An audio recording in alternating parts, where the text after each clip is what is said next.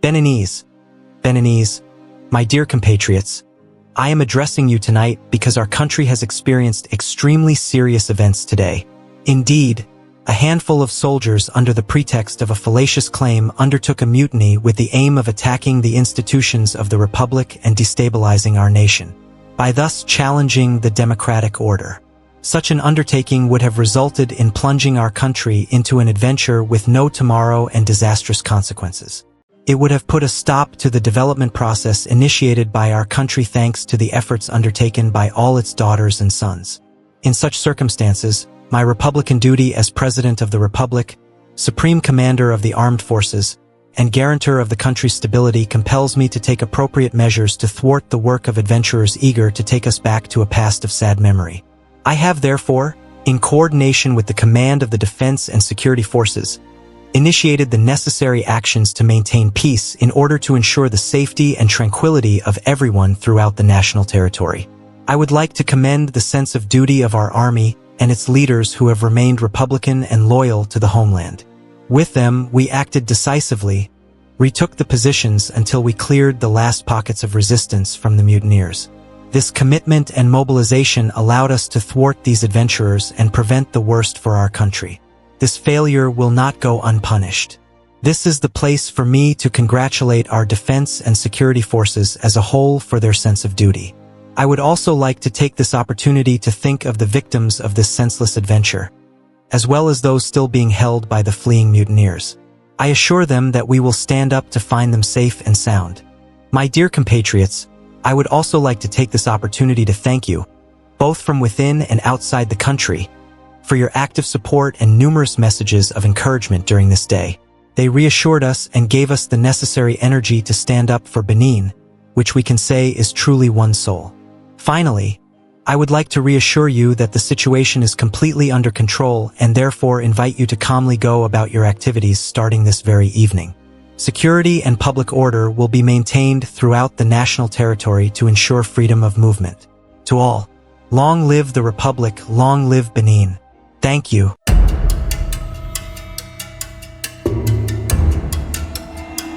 Africa witnessed something many believed could never happen again in Benin. A sudden mutiny, soldiers mobilizing, shots fired in strategic locations, and whispers of a coup attempt spreading like wildfire across West Africa. And then, when the entire nation held its breath, President Patrice Talon appeared live on national television, breaking his silence with a firm, historic speech. But what really happened behind the scenes? Who were these soldiers? What triggered this fallacious claim, as Talon called it? And how close was Benin to descending into chaos? Let's break down the failed coup, the president's full response, and what this means for the future of West Africa. In the early hours of the morning, reports began to circulate of unusual military movements in key areas of Benin. A small group of soldiers, acting without authorization, attempted to seize control of certain military positions. Their motive? A false and baseless claim, according to the president. But their target was clear: Benin's democratic institutions. As chaos spread, President Patrice Talon, the supreme commander of the armed forces, moved swiftly. Together with Benin's defense chiefs, he launched immediate counter-operations. Every minute counted. Talon later revealed, "My Republican duty compelled me to take the appropriate measures to thwart the work of adventurers eager to take us back to a past of sad memory." This past refers to the era when coups haunted West Africa, an era Talon insists Benin has left behind. Benin's loyal forces acted decisively. One after another, mutinied positions were reclaimed. The last pockets of resistance were cleared, as Talon said. This was not just a military operation. It was a message that Benin's army, disciplined, Republican, and loyal, refused to be used for reckless political adventures. President Talon acknowledged the victims, both injured and those still held by fleeing mutineers. He vowed, "We will stand up to find them safe and sound." He also thanked the Beninese people at home and abroad for their strength and unity throughout the crisis. Their support, Talon said, gave us the energy to stand up for Benin. By evening, Talon addressed the nation. the situation is completely under control.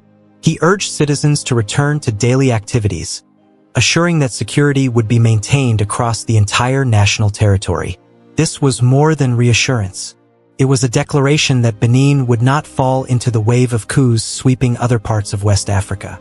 Benin has survived a dark day, a day that could have rewritten the nation's history. But the rapid response of loyal soldiers, the unity of its people, and the firmness of President Talon prevented a catastrophe. The message is clear. Benin refuses to go backwards. Yet questions remain. Who backed the mutiny? What were they really planning? And will there be more attempts in the future? As Talon said, this failure will not go unpunished. Africa and the world will be watching. Until then, this is First Africa Voice, bringing you the truth, the context, and the voice of the continent. Long live Benin. Long live Africa. For more deep and trending content like this, make sure you subscribe to First Africa Voice. This is where Africa's biggest untold stories, the boldest analysis, and the real geopolitical narratives are broken down with facts and clarity.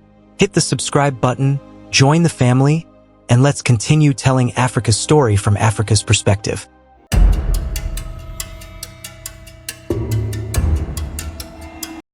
Pour la refondation CMR a décidé 1.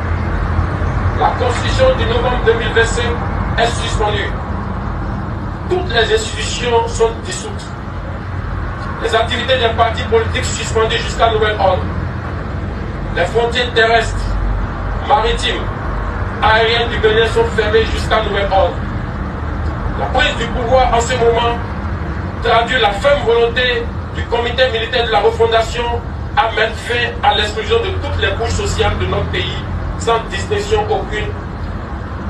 Dans la suite de la transition et de restaurer la cohésion nationale. L'armée nationale exercera jusqu'à nouvel ordre la plénitude des pouvoirs dévolus à l'État du Bénin. Tous les fonctionnaires du Bénin, tous les travailleurs de nos villes et campagnes, où qu'ils se trouvent, doivent continuer d'assurer normalement leurs tâches quotidiennes avec plus de foi et de discipline. Quant aux vaillantes populations, l'armée les invite à vaquer librement à leurs occupations dans la paix et la tranquillité. À la communauté internationale, le comité militaire de la refondation rassure que les engagements internationaux du Bénin ainsi que les droits humains seront respectés. Enfin, l'armée s'engage solennellement à donner au peuple béninois l'espoir d'une aube véritablement nouvelle où il règne la fraternité, la justice et le travail, symbole de notre unité nationale. Vive l'armée, vive la refondation de notre chère patrie, vive le Bénin, la République ou la mort, le peuple d'abord.